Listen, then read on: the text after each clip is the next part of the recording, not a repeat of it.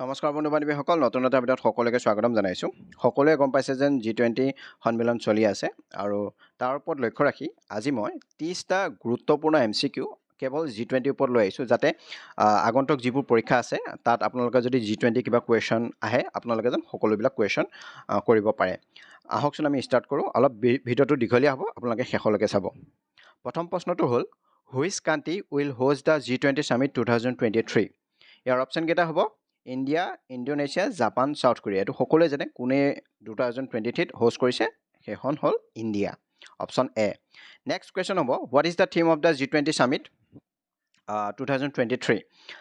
Option কেইটা হ'ল one nation one world one future next option recovering together building back better C হ'ল inclusive and resilient recovery for sustainable growth D হ'ল one earth one family one future ইয়াৰ শুদ্ধ এনচাৰটো হ'ব D one earth one family one future আপোনালোকে উল্টা পুল্টাকৈ দিলে নহ'ব যিটো শুদ্ধকৈ হয় সেইটোৱে দিব one earth one family one future আৰু এই শাৰী বাক্য ক'ৰ পৰা লোৱা গৈছে আমাৰ সংস্কৃতৰ এফাকি শ্লোক বসুধৈৱম কুটুম্বকম তাৰ মিনিং হৈছে one earth one family one future এইটো মনত ৰাখিব নেক্সট কুৱেশ্যনটো হ'ল what is the edition of the 2023 G20 new Delhi summit ইয়াৰ অপশ্যন কেইটা হ'ল the 15th meeting of G20 17th meeting of G20 18th meeting of G20 20th meeting of G20 ইয়াৰ শুদ্ধ এনচাৰটো হ'ব C 18th meeting of G20 মানে 18তম next কুৱেশ্যনটো হ'ল where is the 2023 G20 summit happening ক'ত এইবাৰ G20 সামিট হৈছে অপশ্যন কেইটা হ'ল India Gate New Delhi next হ'ল তাজমহল আগ্ৰা চি হ'ল Bharat Mandapam international exhibition convention centre New Delhi Gateway of India Mumbai ইয়াৰ শুদ্ধ এনচাৰটো হ'ব চি বৰ্তমান দিল্লীত হৈ গৈছে ন যিটো ডাঙৰকৈ পাতিলে মেইন মানে সামিটখন সেইখন ক'ত হৈছে Bharat Mandapam international exhibition convention centre New দিল্লীত হৈছে নেক্সট কুৱেশ্যনটো হ'ল which neighbouring country of the Indian has been invited as a guest in the G20 summit option কেইটা কি পাকিস্তান বাংলাদেশ নেপাল শ্ৰীলংকা ইয়াৰ শুদ্ধ এনচাৰটো হ'ব বি বাংলাদেশ আৰু এটা কথা মনত ৰাখিব আপোনালোকে বাংলাদেশ হ'ল প্ৰথমখন আমাৰ চুবুৰীয়া ৰাষ্ট্ৰ যাক গেষ্ট হিচাপে মাতা গৈছে আৰু তাৰ লগতে ইজিপ্ত মেছুৰী Netherlands Nigeria Oman Singapore Spain আৰু ইউনাইটেড আৰব ইমিৰেটছকো তাত গেষ্ট হিচাপে মাতা গৈছে আৰু বাংলাদেশে এবাৰ প্ৰথমবাৰৰ বাবে G20 সামিটত মানে পাৰ্টিচিপেট কৰিছে সেইটো কথা মনত ৰাখিব নেক্সট কুৱেশ্যনটো হ'ল what is the significant about the 2023 G20 new Delhi summit ইয়াৰ অপশ্যন কেইটা হ'ল it is the first G20 summit held in India it is the first G20 summit held in Asia it is the first G20 summit held in developing country it is the first G20 summit held in a country with a Hindu majority ইয়াৰ শুদ্ধ এনচাৰটো হ'ব option A it is the first G20 summit held in India আৰু south এছিয়াৰ ভিতৰত প্ৰথম আমাৰ ইণ্ডিয়াতে G20 সামিট পতা গৈছে নেক্সট কুৱেশ্যনটো হ'ব who is the sharing the G20 summit 2023 মানে G20 সামিট 2023 অধ্যক্ষতা কোনে কৰিছে ইয়াৰ অপশ্যন কেইটা হ'ল Indonesian president Joko Widodo Indian prime minister Narendra Modi Indonesian prime minister Indian president Ramnath Kovind ইয়াৰ শুদ্ধ এনচাৰটো হ'ব বি অৰ্থাৎ Indian prime minister Narendra Modi এইবাৰ সামিটখনৰ অধ্যক্ষতা কৰিছে নেক্সট কুৱেশ্যনটো হ'ব when did Indian presidency for the G20 begin for the 2023 summit কেতিয়াৰ পৰা ষ্টাৰ্ট হৈছিলে 1 নৱেম্বৰ 2022 1 নৱেম্বৰ 2022 1 ডিচেম্বৰ 2022 1 জানুৱাৰী 2023 1 ফেব্ৰুৱাৰী 2023 কেতিয়াৰ পৰা ষ্টাৰ্ট হৈছিলে 1 ডিচেম্বৰ 2022 অৰ্থাৎ অপশ্যন বি আৰু এইটো কেতিয়ালৈকে থাকিব 30 নৱেম্বৰ 2023 লৈকে আমাৰ প্ৰেছিডেন্সি থাকিব নেক্সট কুৱেশ্যনটো হ'ল when was the presidency handover ceremony for the G20 held year option কেইটা হ'ল after the G20 New Delhi summit before the Bali summit after the Bali summit before the G20 New Delhi summit ইয়াৰ অপশ্যনটো হ'ব C after the Bali summit already দিল্লীত new দিল্লীত summit হৈ গ'ল আৰু যেতিয়া বালি সামিট হ'ব তাৰ পিছত আমাৰ প্ৰেছিডেন্সি হেণ্ডঅভাৰ কৰিব বেলেগক নেক্সট কুৱেশ্যনটো হ'ল who transferred the G20 presidency gavel to Indian Prime Minister Modi option কেইটা হ'ল Indonesian president Joko Widodo Indonesian prime minister Indonesian president Ramnath Kovind Indian vice president Venkaiah Naidu কোনে দিছিলে Indonesian president Joko Widodo option A okay প্ৰথম ইণ্ডোনেছিয়াত পাতিছিলে তাৰপিছত Indonesia মানে ইয়াৰ আগত ইণ্ডোনেছিয়াত পাতিছিলে ইণ্ডোনেছিয়া আমাৰ ইণ্ডিয়ালৈ দিলে আকৌ ইণ্ডিয়া ব্ৰাজিললৈ হেণ্ডঅভাৰ কৰিছে নেক্সট কুৱেশ্যনটো হ'ল what is the one of the main agenda items of the G20 New Delhi Summit related to international organization. Your option kita hol Nation Reform, African Union Inclusion in G20, NATO Expansion, World Bank New Initiative. ইয়াৰ option হ'ব B African union inclusion in G20. মই যেন লিখিছোঁ G21 সন্মিলন কিহৰ কাৰণে লিখিছোঁ এইবাৰ আফ্ৰিকান ইউনিয়নক নতুনকৈ G20ত সন্মিলিত কৰা হৈছে সেয়েহে এবাৰ ইয়াৰ পিছৰ পৰা G21 সন্মিলন হ'ব G21 সামিট হ'ব G20 নহয় আৰু Next question to hold, which two leaders decided to skip the G20 summit in 2023? এইবাৰ কোনখন G20ৰ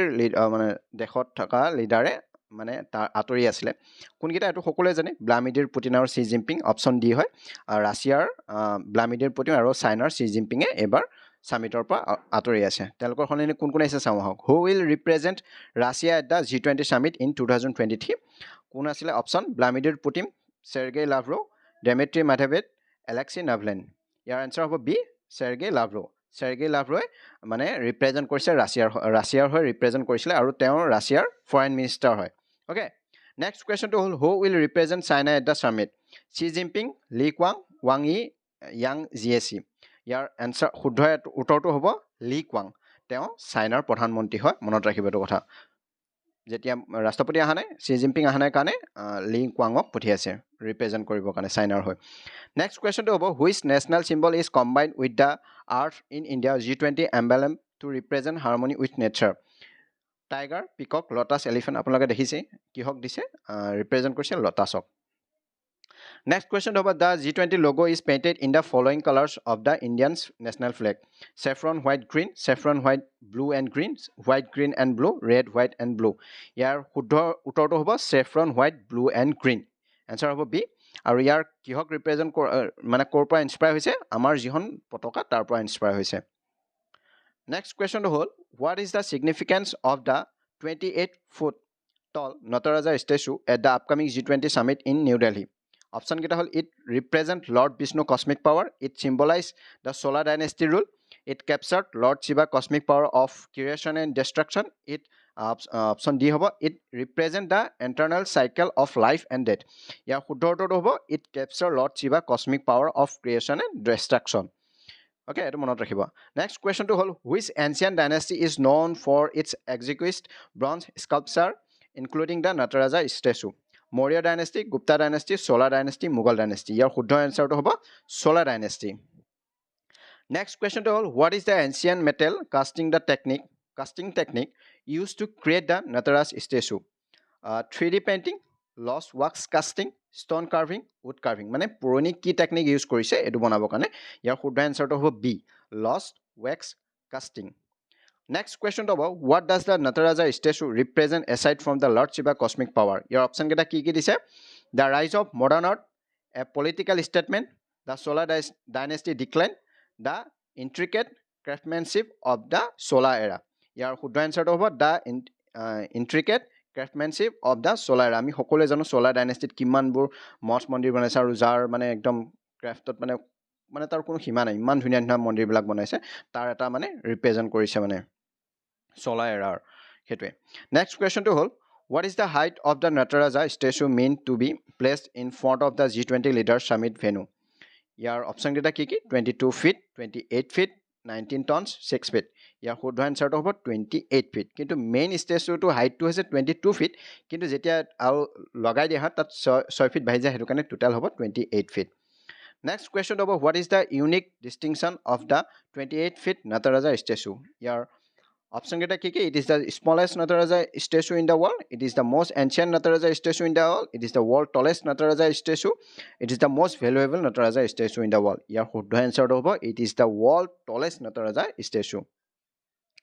next question hol in which Indian state Swami Malai located known for its bronze sculpture your option geta kiki Karnataka Kerala Tamil Nadu Andhra Pradesh your শুদ্ধ answer hobo Tamil Nadu আৰু যাৰ পৰা মানে যি সকলে এটো ষ্টেচু বনাইছে তেওঁলোকৰ কোৰ হয় সামিনাম তামিলনাডুৰ হয় আৰু তেওঁলোকে লষ্ট ওয়াশ কাস্টিং টু মেথডটো ইউজ কৰিছে যেটো পুৰণি কাস্টিং মেথড হয় হেতু নেক্সট কোৱেশ্চন টো হল how many different metals were used in making the Nataraja statue option কেটা হল 4 6 8 10 কেটা মেটেল ইউজ কৰিছে টোটাল 8 অৰ্থাৎ অপচন সি কি মেটেল ইউজ কৰিছে copper 87% zinc 10% lead 3% with traces of tin silver gold and mercury with iron for support এইকেইটা metal use কৰিছে next কুৱেশ্যনটো হ'ল which country is set to host the 19 G20 summit in 2024 ইয়াৰ অপশ্যনটো হ'ল South Africa Brazil Rio' de Janeiro' United State of America India ইয়াৰ অপশ্যনটো হ'ব বি ব্ৰাজিল নেক্সট কুৱেশ্যনটো হ'ল in which year in south Africa schedule to host the G20 summit 2024, 25, 26, 27 আৰু ইয়াৰ শুদ্ধ এনসাৰটো হ'ব 25 নেক্সট কুৱেশ্যনটো হ'ল which country is the host for the 21th G20 summit in 2026 ইয়াৰ অপশ্যনকেইটা কি India Brazil United State of America South Africa ইয়াৰ শুদ্ধ এনসাৰটো হ'ব United State of America next কুৱেশ্যনটো হ'ব when was the group of G20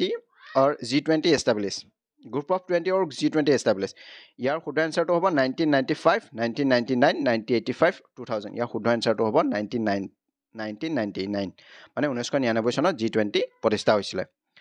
next কুৱেশ্যনটো হ'ব where was the first summit of G20 held প্ৰথম G20 সামিটখন ক'ত মানে পতা হৈছিলে ইয়াৰ শুদ্ধ অপশ্যন কেইটা কি ফ্ৰান্স ব্ৰিটেইন ইণ্ডোনেছিয়া USA ইয়াৰ শুদ্ধ এনসাৰটো হ'ব USA the first summit G20 was held in Washington in 2008 USA ৱাশ্বিংটনত প্ৰথমবাৰৰ বাবে G20 পতা হৈছিলে লাষ্ট and important question হ'ল what is the official language of the G20 summit English French Spanish all of the above ইয়াৰ শুদ্ধ এনসাৰটো হ'ব all of the above G20 summit has English, French and Spanish at its official language. Okay, এইখিনিয়ে হ'ল গোটেইখিনি question আৰু যিহেতু দিল্লীত হৈ গৈছে আৰু তাৰ ওপৰত এইখিনি কুৱেশ্যন মই বেছ কৰি আনিছোঁ যদি আপোনালোকৰ আৰু G20 ওপৰত কুৱেশ্যন লাগে তেন্তে মোক জনাব কিছুমান মই পইণ্ট কৈ দিছোঁ G20 ইয়াৰ আগত ইণ্ডোনেছিয়াত পাতিছিলে ইণ্ডোনেছিয়া আমাক ইণ্ডিয়ালৈ ট্ৰান্সফাৰ কৰিলে ইণ্ডিয়াৰ পৰা আমাৰ কি হ'ব ব্ৰাজিলত গৈছে নেক্সট ব্ৰাজিলত হ'ব 24ত আৰু 25 ব্ৰাজিলত হ'ব তাৰপিছত ক'ত হ'ব আমেৰিকাত হ'ব ঠিক তেনেকৈ পাছ হৈ গৈ থাকিব অ'কে এইকেইটা মনত ৰাখিব ভালকৈ কোনো খেলিমেলি নকৰিব ইয়াৰ ওপৰত বিভিন্ন ধৰণৰ প্ৰশ্ন আহিব পাৰে সেয়েহে মই এইকেইটা প্ৰশ্ন লৈ আহিছোঁ আৰু যদি ভিডিঅ'টো ভাল লাগিলে লাইক কৰিব শ্বেয়াৰ কৰিব আৰু এইটো যদি পিডিএফটো লাগে তেন্তে টেলিগ্ৰাম চেনেলত যাওক আপোনালোকে তাত মই পিডিএফটো দি দিছোঁ আপোনালোকে ভিডিঅ'টো চোৱাৰ পিছত আকৌ পিছত যদি চাব ৰিভাইজ কৰিব বিচাৰে আপোনালোকে চাব পাৰিব আজিলৈ ভিডিঅ'টো ইমানেই ধন্যবাদ